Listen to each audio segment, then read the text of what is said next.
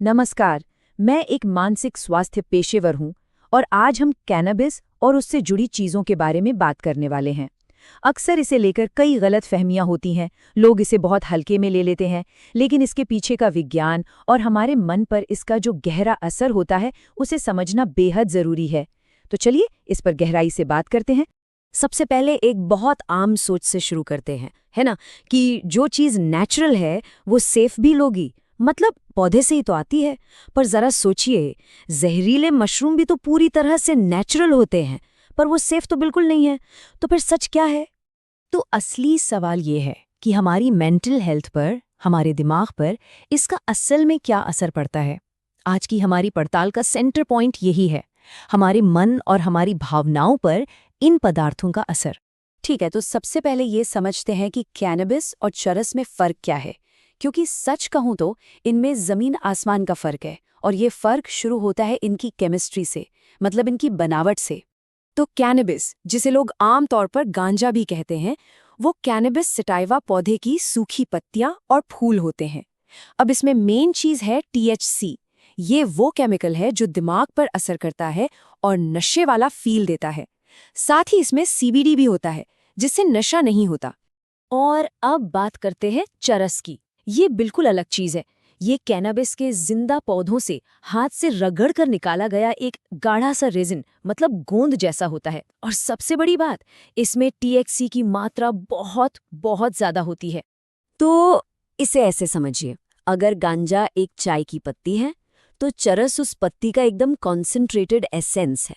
और जाहिर है, जब कोई चीज़ इतनी शक्तिशाली हो तो उसके जोखिम भी उतने ही बढ़ जाते हैं।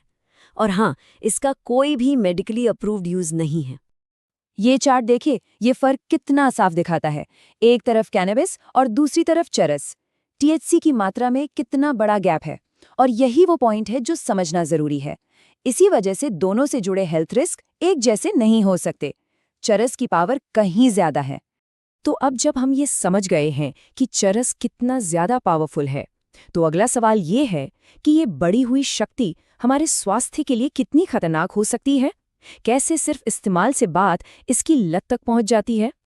देखिए, सामान्य कैनबिस के इस्तेमाल से भी हेल्थ रिस्क जुड़े हैं। रिसर्च ये बताती है कि इससे एंग्जाइटी और डिप्रेशन का खतरा बढ़ सकता है, शॉर्ट टर्म मेमोरी पर असर पड़ता है और धीरे धीरे इसकी आदत भी पड़ सकती है। अब यहाँ पर बात को समझना बहुत ज़रूरी है, क्योंकि चरस में THC इतना ज़्यादा है, ये सारे खतरे कई गुना बढ़ जाते हैं। सोचिए, अगर 1 कप कॉफ़ी आपको जगाती है, तो 10 कप कॉफ़ी का एक शॉट आपके दिल और दिमाग का क्या हाल करेगा। THC की पावर के साथ भी कुछ ऐसा ही होता है। चरस के साथ होता क्या है कि शरीर बहुत जल्दी इसका आदी हो जाता है और लत लगने का रास्ता बहुत छोटा हो जाता है। इसके मेंटल असर भी काफ़ी सिवियर हो सकते हैं, जैसे पैरानोया, मतलब हर बात पर बेवजह का शक करना। फेफड़ों पर तो असर पड़ता ही है, और साथ ही ये लोगों की सोशल और फाइनेंशियल जिंदगी में भी काफ़ी तनाव पैदा कर सकता है। और देखिए, ये सिर्फ कोई सुनी सुनाई बात नहीं है। वर्ल्ड हेल्थ ऑर्गेनाइजेशन यानी WHO भी यही कहता है। ज़्यादा शक्ति वाले कैनबिस उत्पाद साइकोटिक डिसऑर्डर के खतरे को बढ़ाते हैं।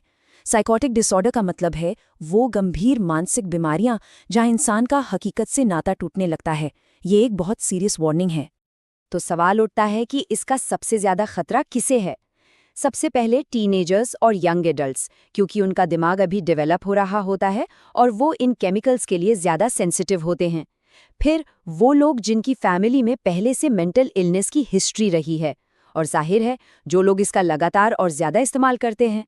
चलिए, अब रिस्क से आगे बढ़कर निर्भरता के संकेतों पर बात करते हैं, क्योंकि ये जानना बहुत ज़रूरी है कि कब कोई चीज़ सिर्फ शौक या मनोरंजन से बढ़कर एक प्रॉब्लम बन जाती है। निर्भरता के कुछ साफ संकेत होते हैं जिन्हें हम देख सकते हैं, जैसे जब इसका इस्तेमाल किसी की नींद खराब करने लगे, या फिर काम और पढ़ाई पर इसका बुरा असर दिखने लगे, जब रिश्तों में तनाव आने लगे, या इंसान धीरे धीरे लोगों से कटना शुरू कर दे। ये सब रेड फ्लैग्स हैं। लेकिन यहाँ एक अच्छी खबर भी है, रिकवरी मुमकिन है और उसका एक रास्ता है। तो चलिए अब समाधान की बात करते हैं कि इस सिचुएशन से बाहर कैसे निकला जा सकता है। रिकवरी का सफ़र इन कदमों से शुरू हो सकता है। पहला, इस्तेमाल के लिए एक बाउंड्री सेट करना। दूसरा, रिलैक्स करने के लिए दूसरे हेल्दी तरीके ढूंढना, जैसे एक्सरसाइज हो गया या मेडिटेशन। तीसरा, अपने दोस्तों और परिवार से सपोर्ट मांगना। इसमें कोई शर्म नहीं है। और आखिर में, अगर ज़रूरत महसूस हो तो प्रोफेशनल हेल्प लेने के बारे में सोचना। याद रखिए, हर छोटा कदम बहुत मायने रखता है।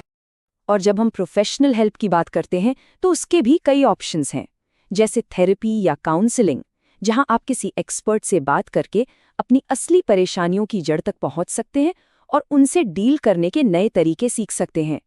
या फिर रिहैब सेंटर, जहां एक स्ट्रक्चर्ड तरीके से एक सेफ माहौल में इलाज किया जाता है।